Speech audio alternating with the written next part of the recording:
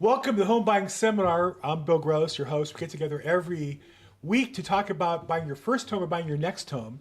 We're missing today one of our partners in crime, Patricia Castillo, but we have back from his extended time off to get married, the new and improved Shannon. Shannon, how you doing, man? I'm doing well. How are you guys doing? Fantastic. And of course, Shannon's a little under the weather.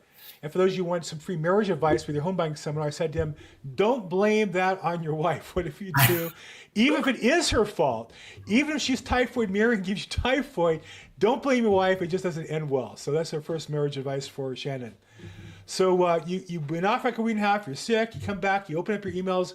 What's going on in the mortgage market and the home buying market, Shannon? It is crazy right now. I'm getting so many applications, people wanting to buy, people Yeah. excited. So, a lot of people are starting to really interested to buy regardless. And so this is good. I think this is really good. I see a lot of optimism in the market. I have a bunch of prequels I got to go through.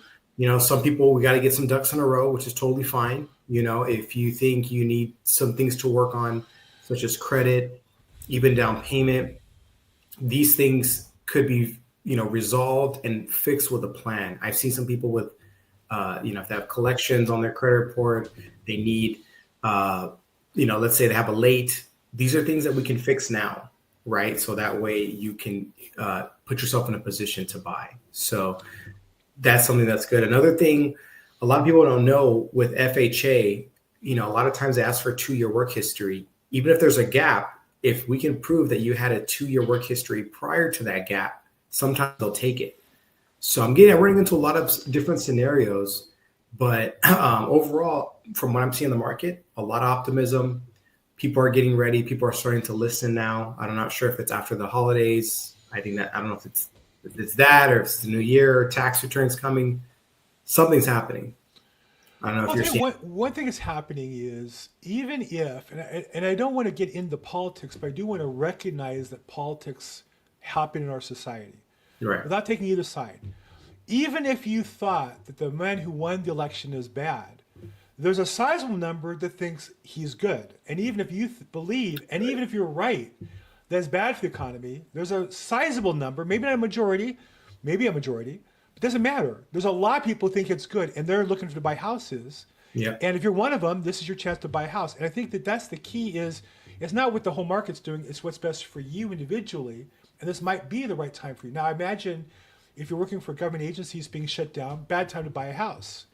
If you're sole proprietor who's doing well in his business and your neighbors are selling their houses, good time to buy a house, right? Yeah. And let's talk about that. The self-employed borrower, there are alternative ways for you to get qualified, whether that be, hey, there's the traditional way, which is tax returns, right? Get your average 2 year tax returns, add back depreciation, add back a couple of different things, and we average out what you profited from the last 2 years, right? So if you profited 100,000 one year, 100,000 the next year, add them together, divided by 24 months, which is 2 years. If you don't, you know, put everything that you make on your taxes, or maybe you write off a lot, there are other alternative ways a bank can qualify you. Especially if you've gotten denied from, traditional banks, the bigger banks. So such as bank statements, they will take the last 12 months of your bank statements and average out the deposits, see what's coming in the bank, and we can go based on that income.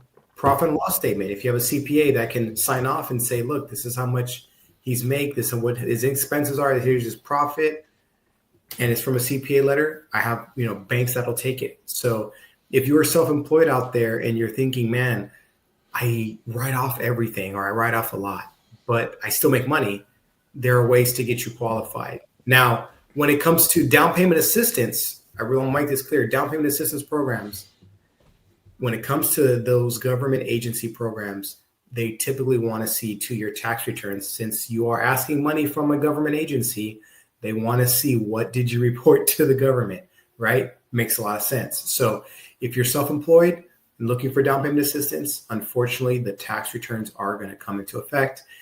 If you are okay putting a little bit more down, then if you are self-employed, You can go with bank statements. You can show your last 12 or 24 months of bank statements, or you could also do a profit and loss statement and say, look, here's a letter from my CPA stating this is how much I make and what I profited, every month or the average for the last year. And we can go based on that. Now, the bank is going to want a little bit more down payment for taking a little bit more of a risk, but it's possible. So if you're a first-time home buyer and you're self-employed, do not let that discourage you.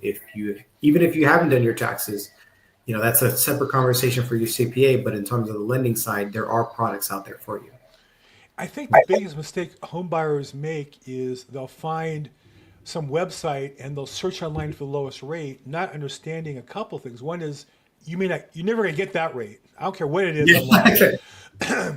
I don't care what website it is, LendingTree or Zillow, whatever the rate they say you're going to get, you're never going to see it. Never going to happen. Unless rates go down a lot, then they'll have to give you the rate that you got. But if rates stay where they are, you never get that rate. Second, though, the right loan originator, and that's why we talked to Shannon, can get you in a program that maybe isn't as high risk a program by getting that CPA letter signed off or finding some other way around a problem.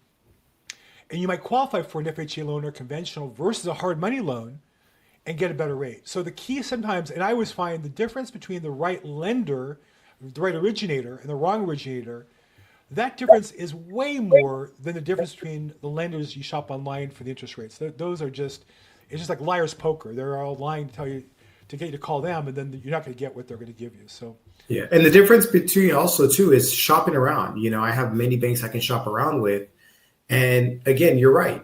With a loan officer such as myself, my job is to find a home for your loan, the best one for you. Not only when it comes to rate, but also terms.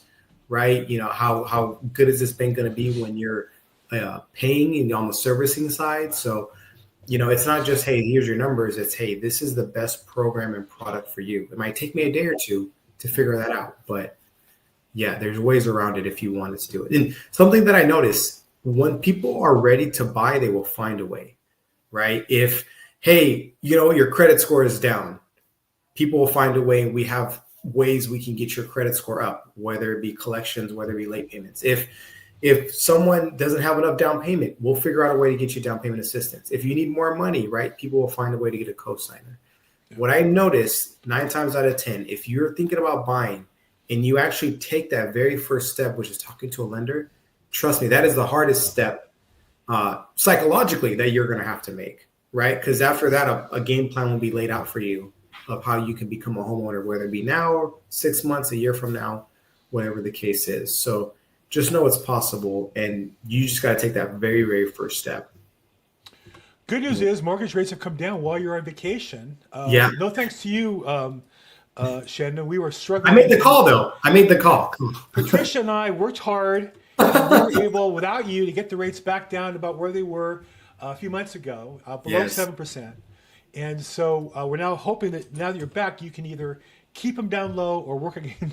We're joking here. It's a constant joke. No, of course. It's a whole market. But the idea is the rates are good. Like, this is a good time. Rates are good.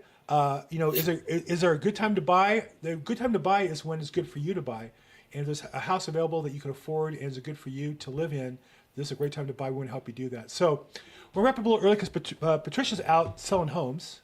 Imagine that. That's how hot the market is. But Shannon, if somebody wanted to get more information about the right program, they're self-employed, they have some questions, maybe some credit to work through, what's the best way to get a hold of you? Yeah, so you can reach out to my phone number, 661-317-8484, or you can reach me on my Instagram, FUND, Fund with Shannon, and we can get you started there. And also, too, even if you're game planning, we can do a soft pull just to do some preliminary numbers and then go for the hard stuff once you're ready to, commit. I suggest you highly, if you're committed, be committed all the way. But again, there's no cost to you, no risk. Get that first step started, especially being the first time homebuyer seminar. That's the very, very most crucial part of all this. Very nice. Fun with Shannon. We closed down Fun with Shannon because now he's married, so there's no more fun. Now it's serious. Got to take care of the family. Fund with Shannon on Instagram. And I'm Bill Gross, at Bill Gross Probate, and Patricia Castillo as well is available to help you. So if we can help you, reach out, call, text, email. And thank you for supporting the program. Like, subscribe to this if you like to, and make today your best day ever. Thank you. Thank you, Shannon. Great seeing you back. course. Thank you. I appreciate it.